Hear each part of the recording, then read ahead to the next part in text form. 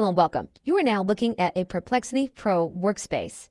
You will find some differences between the Pro version and the free version. There are some things that you can do in addition to be able to do certain things without limits that you have with the free version. One of the things that you will see is that you do have access to different models. And depending on when you see this video, you will see models that are added that will give you added flexibility in the way that you engage with the chatbot and in search. In this video, you'll see Claude Sonnet, Sonar Large, both of which are associated with Claude, GPT 4.0, which is the latest advanced model by OpenAI.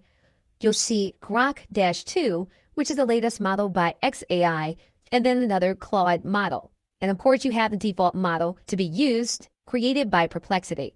In order to have access to the Pro tools, you'll need to make sure that you are toggling on Pro. For example, if you toggle off Pro, you'll be using the same tools as the free version. And again, if you toggle Pro on, you'll be using the Pro version.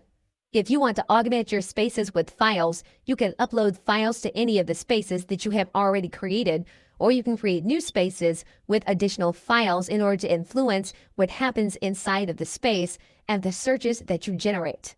Going to the Library tab, you will see that you have both the Threads and a Page button, and the Page will allow you to create a page.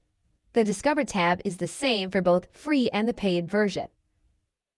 We will look at some elements of the paid version in the next video. Okay, so with that, thanks, and I will see you in the next video.